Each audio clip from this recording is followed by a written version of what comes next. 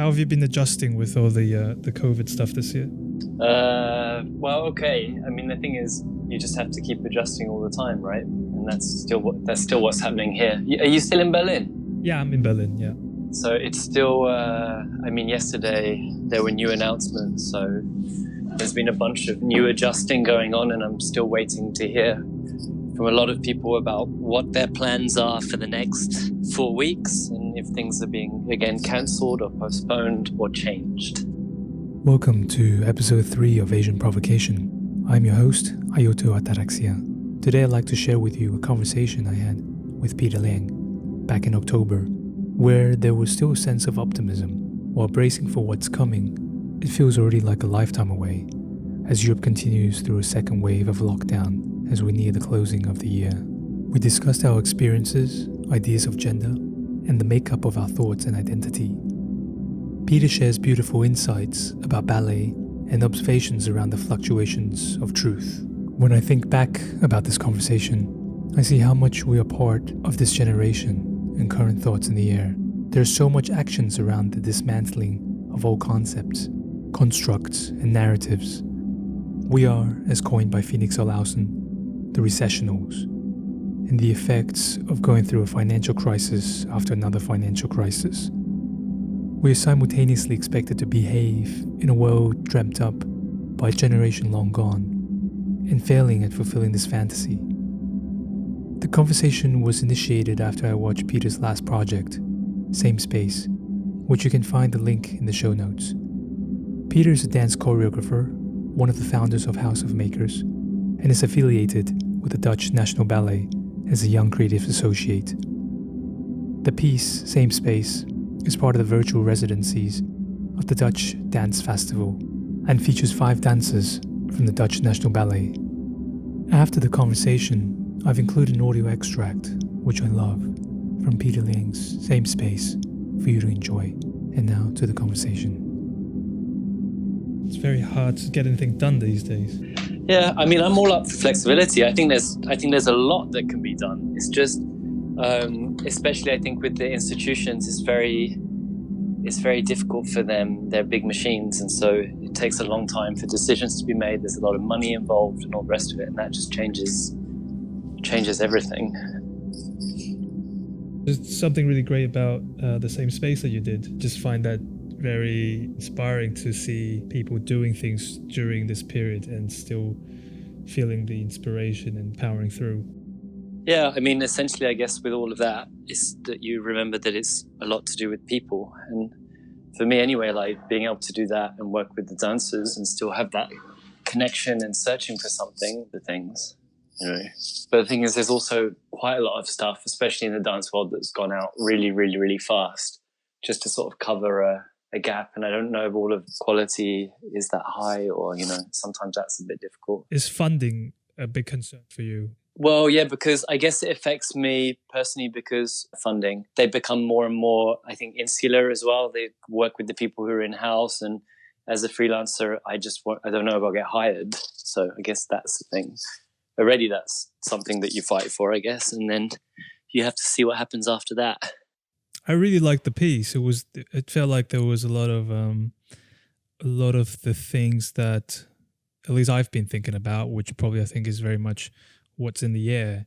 And it was also, I like the fact that it was spelled out, even like literally the words. Felt these ideas and feelings of surveillance very much, the kind of self-surveillance. And is there something that you were feeling as well with the whole thing?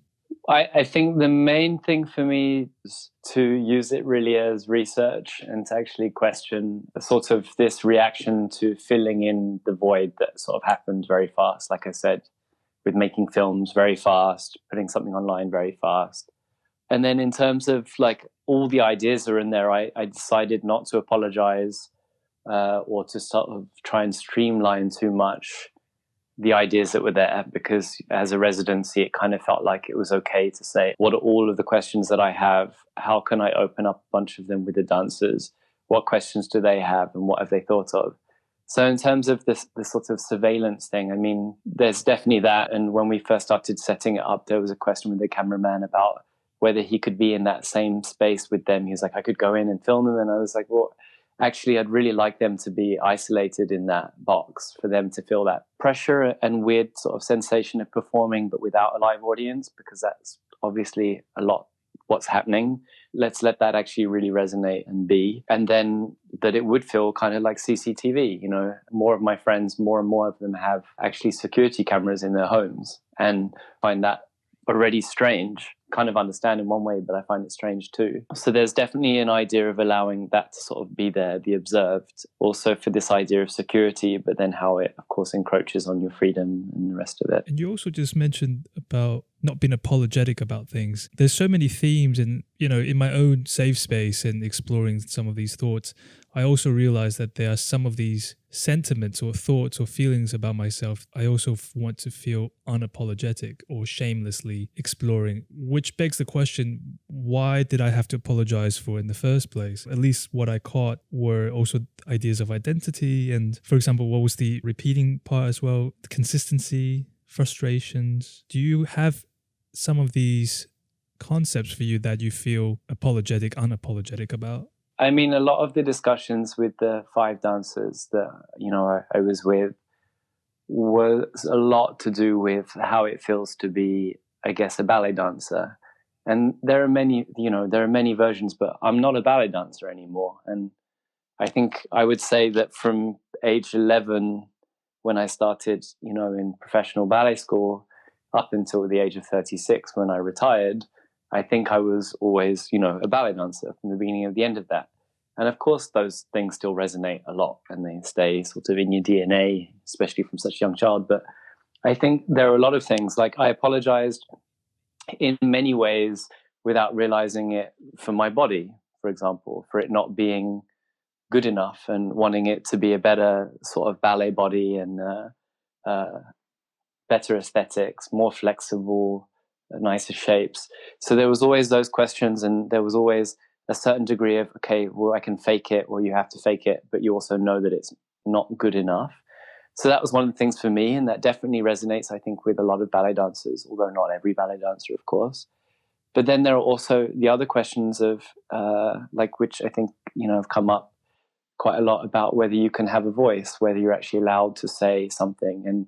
And ballet is famously silent, And so already having their voices in the soundscape, in the composition, was something to sort of not apologize for having a voice. And then as we were talking and certain things, you realize, okay, well, you can curate it to make sure what they're saying they feel comfortable and good with. But at the same time, why do we need to do that? It's also okay to say something that maybe at that moment you say, and then afterwards you realize you don't believe in, or you've never had to verbalize it before. So it was a lot about voices, a lot about choice, a lot about the boxes we're put into, or the boxes we put ourselves into. And so a lot of the process was about that. And of course, that was me. And there's a lot of guidance and exists within. But at the same time, there was quite a lot of freedom for them to think about things. And so there are so many codes, of course, in every profession. And there are so many codes that we don't necessarily talk about a lot within ballet, and stepping outside of ballet to a large degree makes me question those things even more. And then I want to sort of question those things also with the dancers that I'm in a process with. I'm getting goosebumps because it's really a lot of the same thoughts that I'm having about voicing, about boxes and all of these things. There was one bit in there when the voices started to come in, I got really excited because it was just this other layer, and there was this feeling they were the voices of the dancers as opposed to some other voice actor. And I think maybe that speaks with there is this kind of being unapologetic about it, and you could really sense it, because for me, I'm asking myself, what is to be unapologetic? Meaning I think there is a sense or a layer of some kind of shame, definitely like this idea of I'm not good enough, or I don't fit in some kind of ideal. And somehow we all know it. Part of this journey as well about podcasting or voicing in general is just how much thoughts I actually have, but didn't allow myself, just afraid to be in these different kind of previous constructs. One of the sentences that was not so much repeated, but it was one of these, for me, was like, ooh, that was taboo for me, I realized, was this question of like, but where are you really from? And it was just one bit in there as opposed to some of the others that was a bit more general and repeating. But that one I thought, in particularly for myself, and I also want to ask you, because you were born in England. I was born in Taiwan, but grew up in Australia. My family's Taiwanese, Japanese, but I lived all over the place. And for me, that was one of the other kind of taboos that I didn't really want to unpack for the longest time in my life. And I wanted to ask you about your background and your relationship to, the idea of nationality or areas of heritage and roots. It's actually a huge subject, and I was thinking about it today already when I was having to write my name on a document. I was born in England, and my mother's English of German descent, and my father is from Mauritius of Chinese descent. And my parents split up when I was quite young, and I have very little connection, I guess, my Mauritian and Chinese heritage. There's always been a question for me as to if I like it or not. Also just because it's not something that I feel like was ever really celebrated.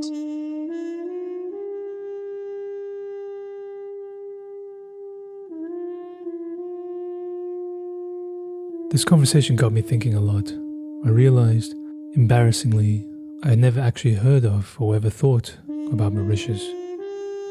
I now learned that Mauritius, or officially the Republic of Mauritius, is an island nation off the southeast coast of the African continent, east of Madagascar.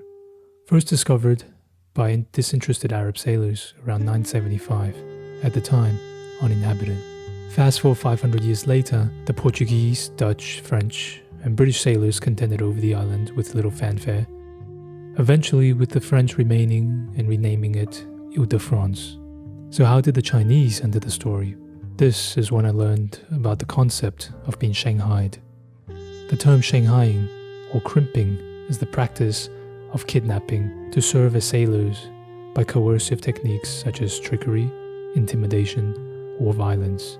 A practice commonly used by Great Britain's Royal Navy. There are also many notable crimps in the United States, a variation of running a slave trade.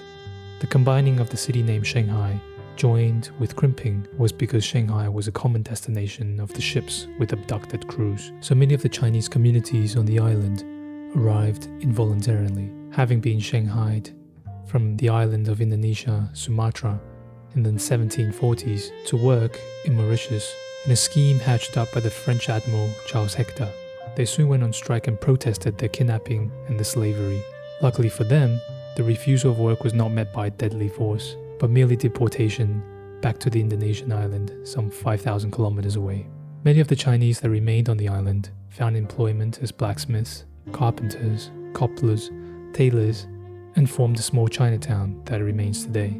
After World War II, the migration from China declined dramatically. Sino-Mauritians continued to maintain these personal ethnic networks, connecting them to relatives in Greater China. Today, foreign investors from Hong Kong and Taiwan help build factories in export processing zones that helped Mauritius to become the third largest exporter of woolen knitwear in the world. In recent years, there's been an influx of Chinese migrant workers signed on for 3-year stints in the garment factories. What I find interesting in these stories of migrations of different cultures and people in the past and of different regions is how often there's a similar story. The story and narratives of history of people to their land, but not indigenous.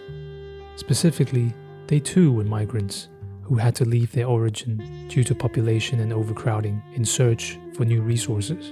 In the new land, they grow in population and employ or kidnap slaves and create a working class from a group that they trick or enslave from. Think United States of America or Australia.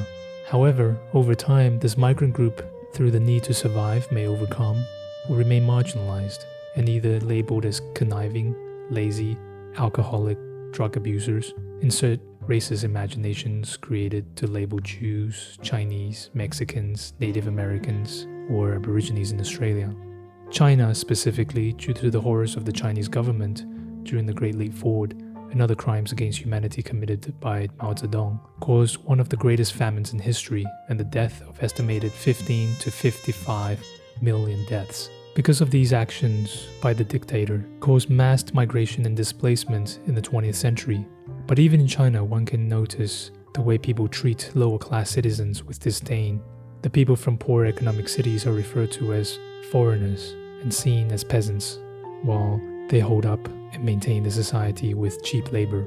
This is a bit of a detour from the conversation, but I felt it was important to share some of these stories and discoveries, because each time I meet a person of plural backgrounds, I wonder what these ethnic or cultural identities actually mean, and what history, experiences, and trauma is actually being carried by this one individual.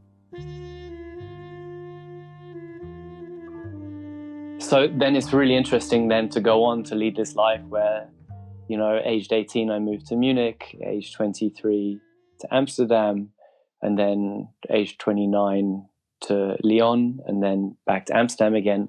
And this sort of sense of, am I, how much of a sort of gypsy am I, or like, where do you belong, and what is your nationality? And at the same time, it's really amazing seeing what's going on, because I remember as a kid, everything about America is the coolest place, and it's where I wanted to go. And then I visited when I was 14, and it was amazing. And when I arrived in Munich when I was 18, people saying, I can totally tell you're from London, by the way you dress, and by the way you behave, and like, it's so cool, and being really proud of that. And then now realizing that doesn't really hold any value to me, or it doesn't in the way that I thought it did back then. So I feel it's kind of interesting, because I kind of feel, or have felt, quite open and borderless in one way. Like, I can be from anywhere. My accent is weird from living away from the UK for a long time, and people do question where I'm from. Of course, I have the mix of genes, so I don't look particularly British. And so there are those questions, and there are some times where that's really nice. It makes you feel very free, and other times where it's like, where do you belong, and what happens? Then I do have that actually here, because I wonder, how would it be if I was a Dutch choreographer? Would that change the sort of my path? Would that mean I'm more accepted or celebrated? I don't know. But I'm very intrigued with it and what it actually means to us. And it was actually what I wanted to ask you too, is, where do you sort of come from? Or, because also you said that you introduced yourself with Ayoto, and I was like, okay, where does his name come from, and how much of our identity do we carry in our name? Yeah, it's very difficult. It's a very big subject, and I've been researching that over the last 3 years, because I would say the same for you. There was this period where, I was living in New York, and I lived in Italy as well as China, grew up in Australia, and there was this kind of pride that I built up as a form of an armor to kind of say, yeah, I'm really international. But then there was a point in my life where I felt actually super empty, in the sense of not having a community or having some kind of heritage or larger wisdom in terms of a lineage. Or not that I'm so obsessed with this kind of lineage concept. I guess it's also about relating. When you spoke about bodies, for example, or like this kind of feeling of comparing, like when I grew up in Australia, I didn't have any body that I could relate to. Like that you looked like, or that you thought you were culturally similar to? Every sense. There was no one that looked like. There was no one that, behaved really like the way I did. And of course, when I visit my family or visit Japan, Taiwan, like there's part of it that feels like, oh, wow, like these people are much more similar to me from some exterior perspective, but internally, I don't fit anywhere. I think we're part of this global nomad kind of population. As I got older, it started to get more painful or difficult to understand kind of fatherly model or something to model after. Not to say I have to follow something, but it's just more like I have no clue. Something to look towards, in a way. To compare or to contrast, it's just empty. I have no idea what's coming ahead. Slowly I found different people. This would be something I'd be interested to segue into as well, as how do you feel with these ideas of roots in conjunction with masculinity as well? Am I an Asian man? What does that mean? There's so much negative propaganda against the concept of an Asian man that for me there was a lot of internalized racism. And there's also just imposter syndrome and all these aspects, because there was nothing to kind of fit into. And so that was really tricky and a big process for me. There is definitely something similar in the fact that I don't really feel like I had a role model, like my father as a role model, someone to look at and say, I want to be like or don't want to be like. There were, and I've had, different role models throughout my life. And it's changed sometimes. And even from a very young age, it would be really nice to connect to people and, you know, male figures. I wonder if, yeah, I think I've definitely been conscious of it, and it's affected me in many ways. I would also like to let go of it, also sort of making such a strong definition between these male roles or female roles, especially more and more thinking about how we definitely embody both masculine and feminine sides, all of us. And that's kind of been really nice to sort of get closer and to know that. In terms of my experience also, I mean, I auditioned for Dance Theatre of Harlem in New York when I was 18. And I went there. That was sort of my first time, I think, when I was 18, where I was really questioned or confronted with this idea of like what ethnic group you fit into, and predominantly like a black company. And then it was there that people said, oh, so you're Asian. And I was like, oh, never thought about it. I've just always been English. And somehow going through primary school, I never thought about it. And then it maybe came up a few times where I thought about it in ballet school, again, because my full surname is Leung Wing Chung. And it's actually like very clearly a Chinese name. And Leung, like a lot of people didn't really know where that name came from. So it was a bit ambiguous. So there were a couple of times, I guess, that came up. And I have to say, in general, it's not something I thought about very often. But I am aware sometimes, you know, that, and maybe it's also like a little bit that I don't really talk or think or accept, you know, play with the Chinese heritage, that it is something that other people bring up and very often as a joke. And then it's always a question for me. So now more recently, if someone says, oh my God, you're looking so Chinese today, I say, well, what does that mean to you? Or why is that such a big point? And it is something I've realized, like, and I'm more aware of. And now I can think about, oh, why does this affect me? Or how does this affect me? Or why do people say that or don't say that? How does it affect you? Yeah, I mean, I guess usually if someone says it to me, I am like, well, it's said in a sort of joking way. So I'm like, oh, is this supposed to be an insult? So I feel slightly insulted. But then if I actually think about it for a moment, I'm like, well, it's not insulting to be told that you look Asian. Why is it being used in that way? And if it is being, you know, if the person doesn't mean it in that way, then I think it's actually quite good for them to think about what they're doing or saying too. So there's been a shift in a way for me to do with it. But I'm way more aware when I'm in, like when I was visiting the States or over there, about that. And I've noticed and spoken to people who've really said, Americans, like I know someone who's Korean American, and for him, I think he's really aware of the fact that he's been ashamed to be Asian in America, which is horrible. Looking a lot into history, kind of unravel a lot of these things. And I had someone come the other day to me and said I was wearing this Japanese samue, which is it's a work clothes that people wear a lot in monasteries, for example. And this person said, "Oh, you look so Asian." You know, I mean, I'm there with black hair. I am proper Asian. There's something implied here, and I also can choose to say, well, you know, I say thank you with like see it as a positive thing, right? But you could just tell that it's not exactly all pleasant, and there's a slight layer of insult here. And then the following phrase that she said was, oh gee, like what would happen if I would wear something like that? And again, you know, there's many ways you could interpret that, but there was something in the air that just didn't feel right. And I asked her, well, yeah, what would happen if you would wear that? And then she made a kind of strange face, and we left it at that. But speaking of history, I started to really dig into things, and, you know, it's very interesting to compare to see, well, in America, in the United States, there has been a lot of anti-Asian propaganda, as well as in Britain. But it's just interesting to compare how the effect of that has been on the Asian community compared to, say, in Brazil or South America in general, or in Russia, where from a pop culture perspective, it seems, and also on a sexual selection perspective, it seems that the Asian men in these other places do much better and have a much better way of integrating or mixing.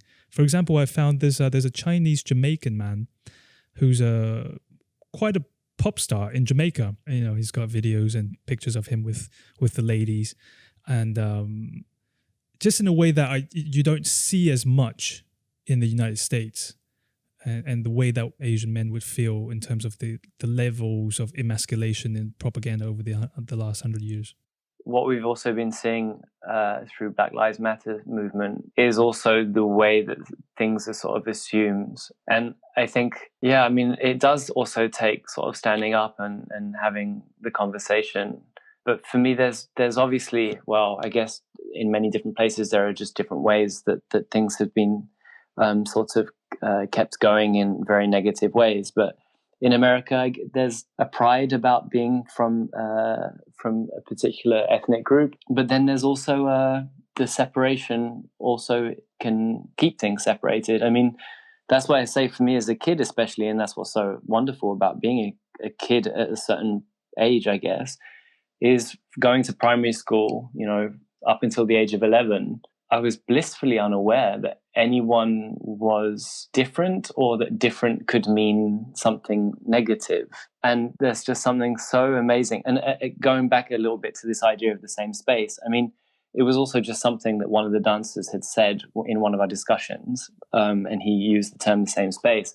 And I was really just thinking about that same idea of being very similar, being different, but actually also being very similar. And her name was Jo Cox, British politician, who said we have way more in common than we have different. And that just made me instantly more comfortable about myself and about other people.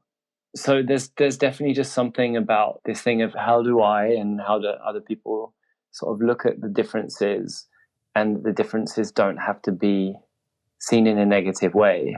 And I guess that starts with myself anyway. Yeah. I like these words that was repeated a bit more. Freedom, choice. Was it restrictions as well? What got me thinking about that as well, and you mentioned earlier about letting things go. I didn't answer you about my name. It's interesting because, it was previously known as Peter Leung. It's a Christian name, and it was interesting because I remember when we emigrated to Australia, we got this book of Christian names, and we were told that it would be better if you assimilate and pick one of these Christian names. It was written and translated to Mandarin. It was Bao Luo, and my Mandarin name is Zheng Borong. Interesting enough with names, and I had some other friends who were saying, some people were also a bit upset that I would change my name, and they say, well, that's your given name from your parents. And I thought, hold on, not really. This is just kind of our attempt to appease the Australians, to make it not so difficult for them. I don't have any real connection to it whatsoever. So that was kind of interesting. And then when I dug into my family history, I learned that my ancestor was this man who was born in Japan.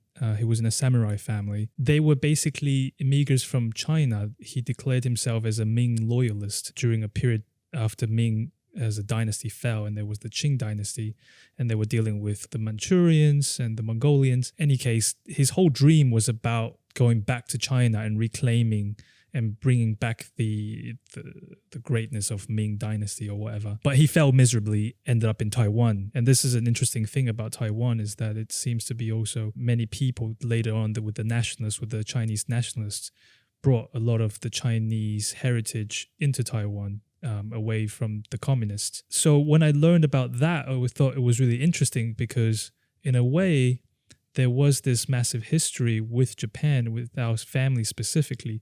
But in their mind, back in those days, they couldn't wait to get back to China and reinstall a previous concept of China. This was kind of a moment where I wanted to kind of understand, but also to let go. And that was when I went on a kind of a shamanic journey and came and intuited and felt for the sound of this name specifically. And then I chose a word from a Greek word, ataraxia, in terms of equanimity. And I also took in the idea, like I grew up in Australia, I learned also about Aborigine rituals. And for them, they have this beautiful ritual, which is when you turn into an adult, you would choose a name for yourself and you would give up your name that was given to you when you were a child. And this name would be dependent on your own self-observed identity. So I thought that was quite beautiful. And so that was what I gave to myself. That's actually, it's so amazing, like literally just thinking as also a name being a label to a certain degree for a long time, and how maybe difficult it is. Because even for me, it's like, okay, well, what do I call you? Or like, do I delete like, do I delete it in my phone? Boijmans, like it's actually really interesting to think about it. It is very interesting, and also like the way that different people have different. Some people find it very difficult, and some people are very upset, and some people are very nostalgic with my old name, you know. And it's just interesting because it's it's easy to see how much of a concept that we could be for other people. Yeah. One of my and it, of course, the stage world already has had that for a long time with stage names, for example. And I know one of my friends was encouraged when she was just about, I guess, to join a company to change her name because she has a Swedish name, first name. And they were like, well, that's not really a great name for a ballerina, for an American ballerina. So she changed her name. Oh, why not? Because I think now, I mean, exoticism would be maybe more interesting because there's a uniqueness.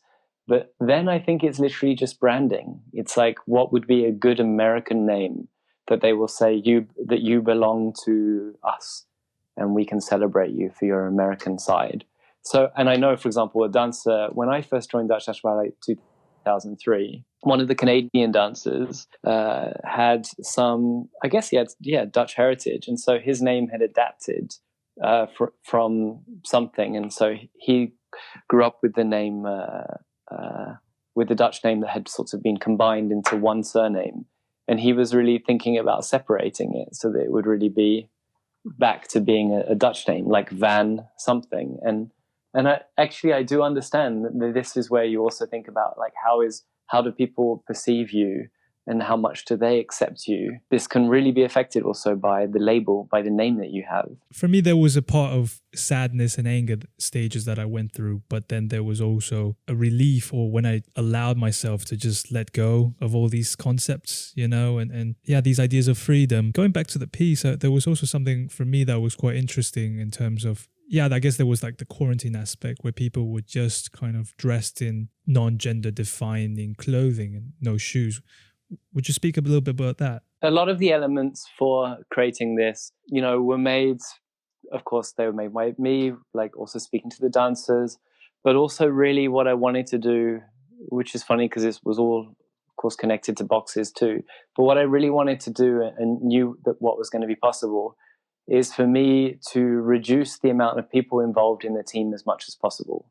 So what I wanted to happen basically was that there would be me, the composer, and the dancers. And so at one point I actually, you know, got a message from the costume department, Dutch National Ballet. Oh, what do you need for costumes? Do you want to look through our old costumes, pick some things out, or like what can happen? It's a short time. There's only a month until you're going to do it. And I was like, you know what? I was in rehearsal and I was like, I just want them to wear the sort of things that they would wear in rehearsal to me. And ballet dancers in general, sort of famous for basically looking like they're wearing their pajamas all day, because you kind of do.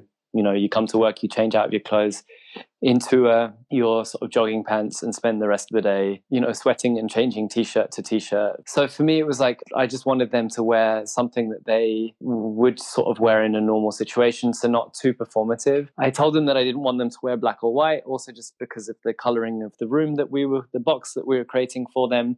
And so it ended up quite cartoony quite fast with these quite bright colors. But I also said I didn't want any logos and stuff like that. So mainly it was like, what do I want sort of visually, and how can I understate this? How can I make it not about the costumes and actually just about this time spent together in this box that's constructed for them? And so I kind of wanted to remove too much narrative based on what they were wearing. It's interesting, this idea of independence and also simplifying. And I've also been going through the same vibe and feeling like, okay, I just need to reduce everything and all the people, because first, there's no money. Actually, it was a lot about just so complicated, the voices, and there was this kind of massive machine. I felt like I couldn't really speak my own voice because there was just so many people to take into consideration. Now, with the idea of narrative in there and the way that they were interacted, I mean, for me, classical ballet, there's also this very clear masculine, feminine, and narrative concepts. How are you with that in your journey, and where do you see yourself going with all of that? Yeah, I mean, it's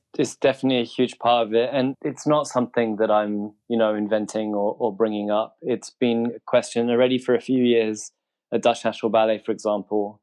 they've been holding these positioning ballet conferences. So questions of diversity, heritage work, what's the future of ballet? These are questions that have been being sort of brought up and discussed and thought about, and then people go and continue. I mean, there is a lot of the classical ballets are based on old stories and old narratives and fairy tales. And that's a perfect excuse for a very old-fashioned and not very, current or good way of looking at male and female roles. And of course, ballet is also constructed to a large degree on a man partnering a woman. So during a pas de deux or any sort of duet, the strength of the man and the way that it's connected is usually a very ethereal female figure with a very strong masculine figure. Let's say the prince and the princess, that sort of idea, that sort of narrative that I also grew up with as a kid. Several years ago already with House of Makers, I was working with Sterre van Rossum, who's one of the founders and a writer. And she'd written for something we were doing together, a project called Eventide. And there was a narrator in the project. And then I was like, well, where are we going to find this man? And she was like, why is it a man? And I was like, oh, just when I was reading the project, it's a narrator. So I assumed it was a man. And she said, no, it's always been a woman in my head. And I was like, oh, wow, I didn't even think about it. For me, a narrator is a man. How has this happened to me? And so I had to start thinking back to all of the experiences of the storybooks, the tapes, all those things that I read, and how I've always heard things, also as I've been reading things. And, maybe partly because I'm a man, that's been there, but also just the way I've been told narratives from being a very young child, I realize has sort of made me make those assumptions. There's definitely stuff in outside of ballet that completely influences that. And then within ballet continues. For me, it's important, but it's not part of for now, it's also not part of the way that a ballet dancer is training. But there's some partnering there. There's two men partnering each other. There's a man and a woman partnering each other, and two women partnering each other in this piece. And it's true. It's like if I ask the women to lift each other, there's a complete different set of possibilities. And there's not a shame, but there's a lack of confidence because it's not ground that's been explored so much by two females partnering each other in the classical ballet world. And yet it does happen a lot in the contemporary dance world. And so for me, it's something that I would definitely continue with, because I don't think that we need those lines so strictly unless that's the narrative that you have actually decided to tell. So I guess it's actually making a decision. Am I telling the story in this way that says that the man is the strong figure, physical figure that can lift and move around a light female figure? Then okay, it's okay. But I think it needs to be decided, and it shouldn't just be an automatic given. There was a lack of this kind of strong man lifting a woman type of cliche. It was very contemporary in the sense of like, it was the kind of body language of our generation as well. Like everybody was quite relatively independent. There wasn't this kind of damsel in distress and like leaning into the strong man, for example. There was a lot of this like supportive kind of body language, quite like, well, okay, up you go, and quite taking care of one's own. Well, I talked to begin with when we were rehearsing and I was going into the studio. I asked them, if I had them, more than one of them together, because they didn't always have them together also. So I had to work one-on-one or, separately when I had time in the studio. But when I did have more than one person and I wanted to create some sort of contact work, I was asking them, well, are you okay being in contact with each other? Like, what are the rules now at work and how do you feel about them? And so there was always a bit of time to check in. And, they would sometimes be like, well, I'm not that comfortable, but we are doing it already, so I guess it's okay. So then there was always this question of like, how far are we going to go?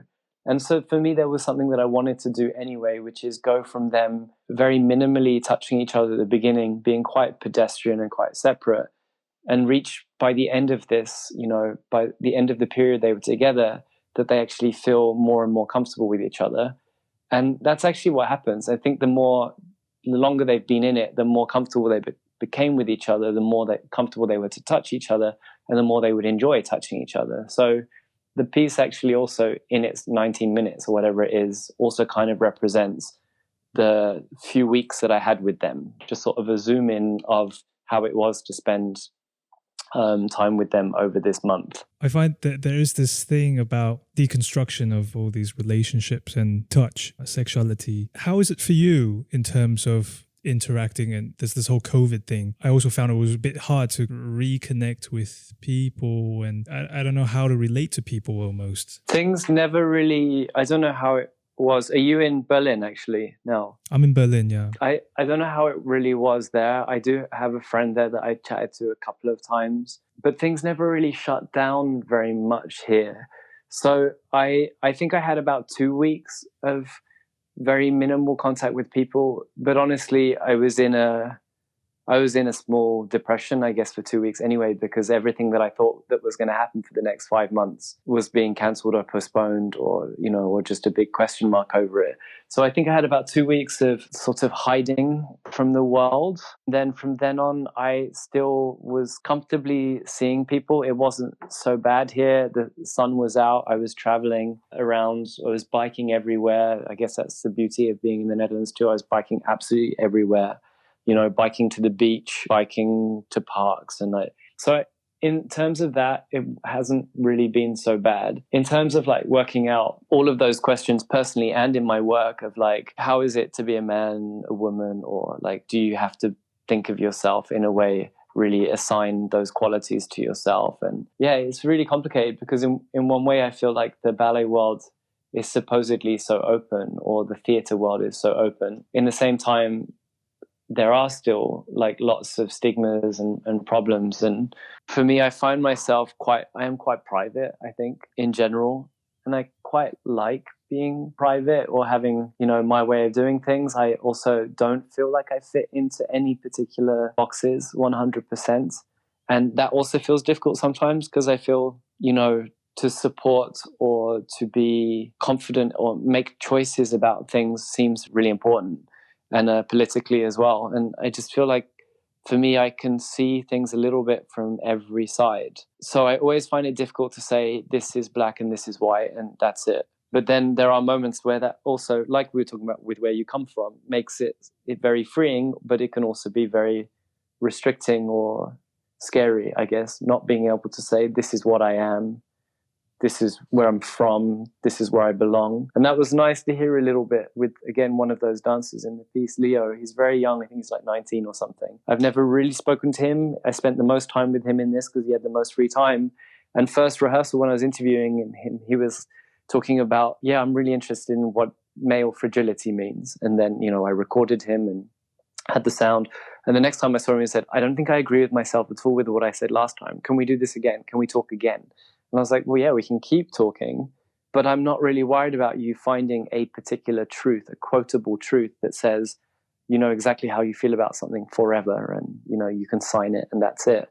For me, I don't want to have to be like that. I feel like we should be able to stay in flux and change our opinions and, you know, fall in love with different people, all the rest of it. What is your view on the idea of masculinity? Yeah, I mean, I guess there are still those things that come up and that I struggle with. I'm also really thinking a lot about what leadership role means. And of course, there's also this messed up history of predominantly male leaders. And, you know, if we think about the arts in particular, that's also something that's been very strong. And it is changing rapidly and should continue to do so. I wonder, I mean, thinking a lot about what it means to be the sort of very dominant, loud, authoritarian leader. And I realize that's definitely something that has never, ever attracted me. If I think about that, I struggle because there's still so much sort of programmed into me that says what it means to be a man, that you should be strong and maybe not emotional, physically strong, but also mentally strong. But at the same time, the male figures that I saw growing up around me, they all had alcohol problems, psychological problems, like major stress problems, like the idea, you know, I was just reading an article about how in the 50s, you know, things changed in America, that the man had to be the breadwinner, for example. Or for me, you know, I'm age 40 now. So what as a man should I own by age 40? What should I have achieved? And it's really hard for me. Sometimes I wake up or go to bed thinking about those things. And it really takes a lot of work to let them go. And as much as I don't think they apply to me, it still creeps in as what are the ideas that I'm supposed to have achieved by this certain point? And I think a lot of them are actually related, again, to being a man, which is also ridiculous. But I'm still, it's something that I think will continue to think about forever, I think. In the way I quite like that I didn't really have the idea of becoming my father or something. That's never, I think I was worried about it when I was younger, that I might become like him and that would be a negative thing. As I get older, I realize that nobody is perfect. A lot of, I think I turned him into more of a scary figure than he probably was. But it was also a way of dealing with things. Things shift and change, and also my perspective on things change as I grow older and experience more for myself. It was funny when you said the narrator. For me, instantly it was actually female. Oh, really? Yeah, and I would say, for the first part, my infancy between 0 and 3, I was abused physically by my father, and I had really horrible ideas of him. But then between, say, 3 and 18, I would say that I had much more of a tyrannical mother. It was the driving force for me to run away as far as possible I could from them in my adult life. Through that kind of liberation, which also brought pain, but I've been trying to reconciliate with them, and I'm also understanding them better now. Not that I necessarily can relate. I think it's also because we're from such different place and time. It's just different people, but on a human sense, I feel much more compassionate at the weakness of my father, or the difficulties and the struggles that he had to go through in his timeline. Having said that, for me, I've been kind of rediscovering masculinity. I feel like only my 30s I started to, because before my 30s, I felt like I didn't want to identify really with a man. I felt it was quite toxic and quite awful for me most of my life. I just wanted to, I think that was also what got me into fashion, because I just want to be with women. And then it was in my 30s that I kind of rediscovered that aspect of myself and asked myself, like, what are my masculine aspects and what do I feel proud and feel good in, and looking for that element in all people. So that's kind of a larger discussion and question, and hopefully I think that's also a big part of what I want to do with this podcast, and to kind of research about that, because I think there's just so much covered about the concept of toxic masculinity, but I think there's definitely different aspects of it just as much as femininity, and I think I'm quite curious to explore more of that and to see different attributes that people can relate to. I guess with the Me Too movement, there's also been a lot of questions about, of course, the abuse of power, and it's really men in male figures in the spotlight, and also made a lot of men afraid, which in many ways is good, because it makes people maybe really aware of what they're doing, and how they've ended up doing what they're doing and all the rest of it.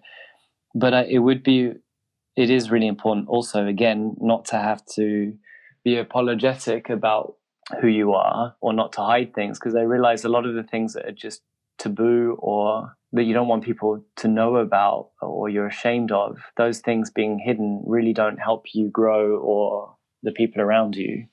So if you can only show the good side of things, which is interesting, because for me social media is a little bit like that too, although it's changing as well, depending on what helps get more people connected to you. But this idea of just showing the best side of yourself, and so in terms of masculinity and being able to celebrate some of those qualities, or even not having to think about them being masculine qualities, but just human qualities, would be really nice. If strength is, the idea of physical strength is attributed as a sort of masculine quality, that for me is a pity, because it really doesn't have to be. Yeah.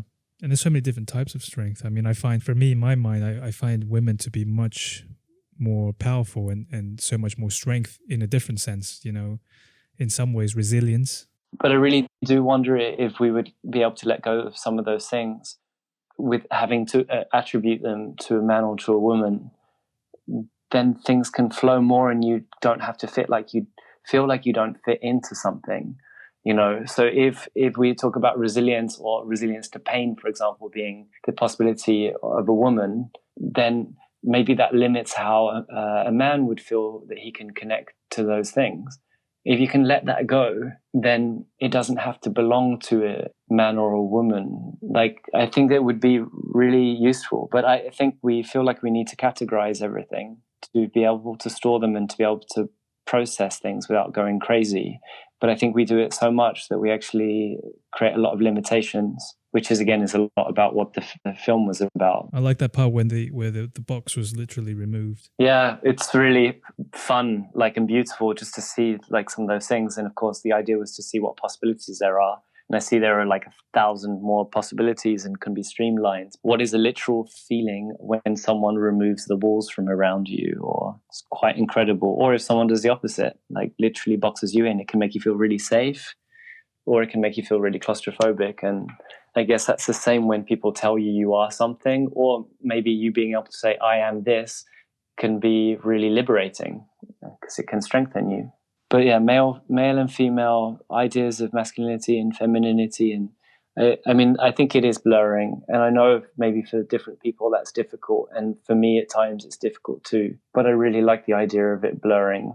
I'm a bit fed up of things being seen as so simple. And when things are so simple, and you have to be on one side of the line or the other side of the line, it excludes so many people.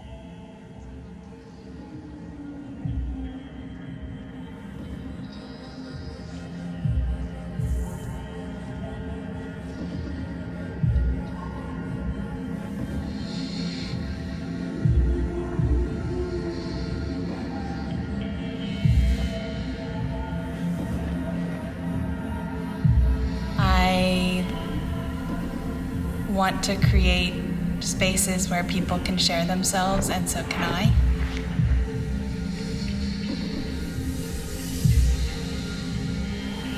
I want to hear more voices.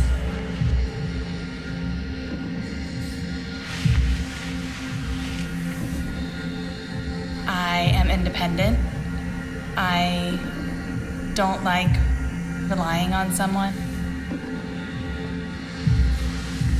or the belief that you should rely on someone.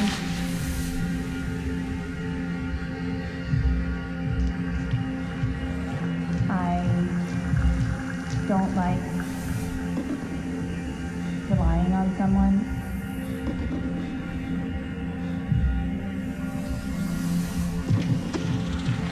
I don't like relying on someone.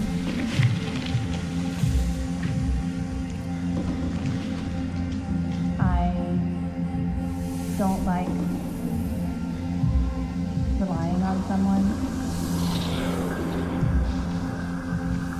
I don't like relying on someone. Choices usually like start from my head. I mean, obviously, but I really visualize it almost. It's kind of feels like a ripple effect sometimes.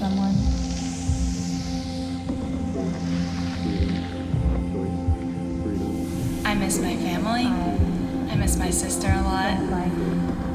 I miss being in the car with her and listening to music and singing. Kind of feels like a ripple effect sometimes.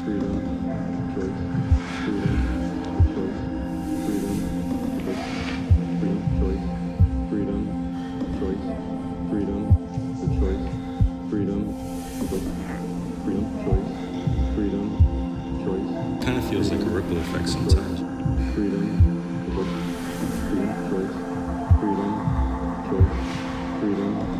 At the end of the day, it often doesn't really matter which choice you make. It's just like how you go into it and what you do, and from there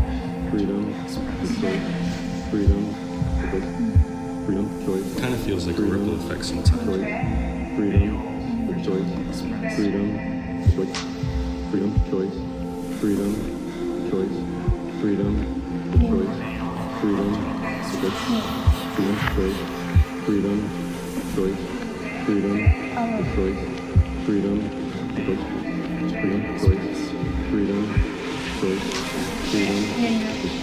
Kind of feels like a ripple effect sometimes.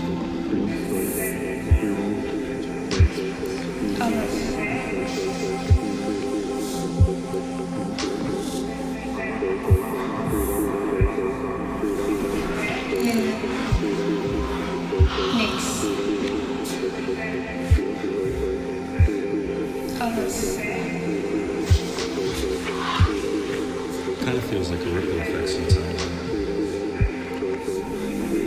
Minder. Niks.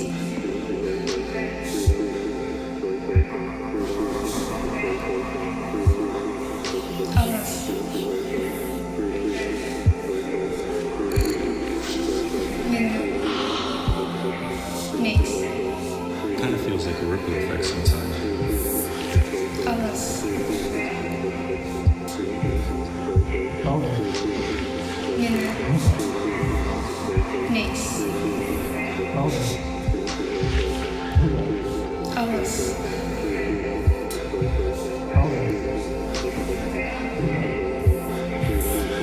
I still feel the most Niks. happy when I dance. Alles. Kind of feels like a ripple effect sometimes.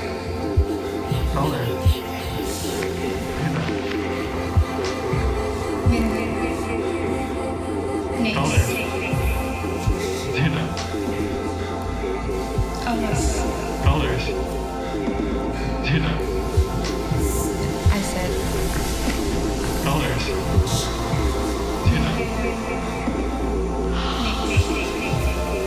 I still feel the most happy when I dance.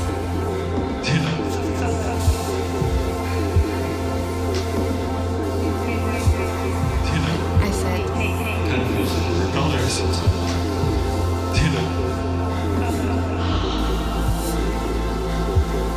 I said,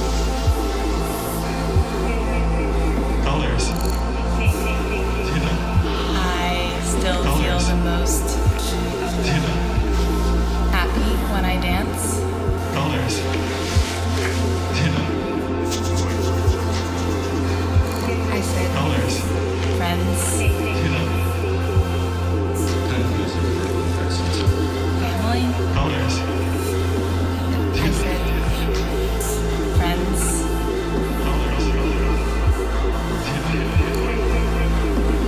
friends. I said, family.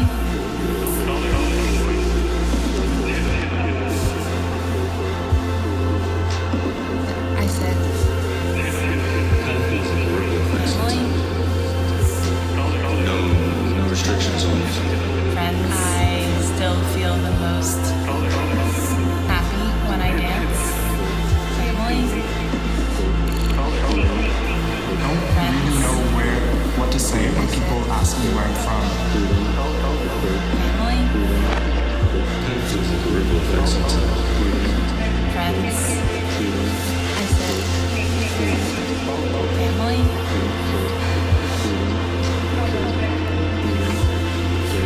friends,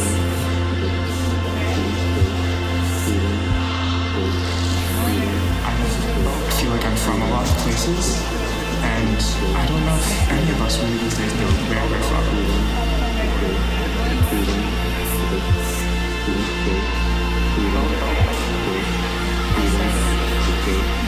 Kind of feels like a ripple effect sometimes. I want to create spaces where people can share themselves, and so can I.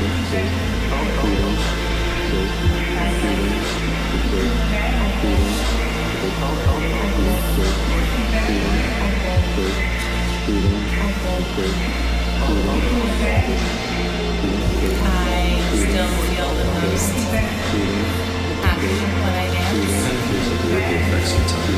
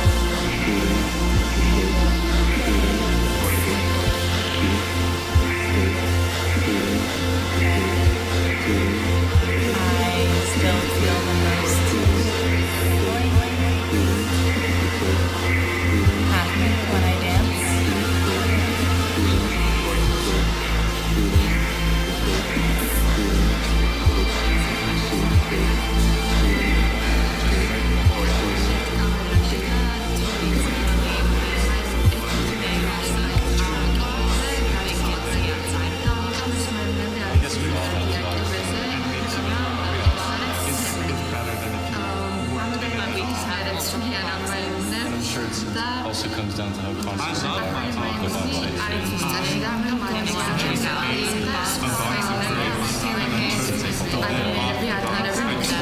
that you're makes you question why not just break the whole box?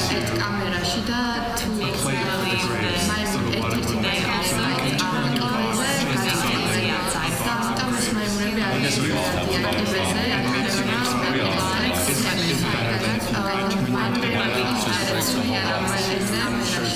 Also comes down to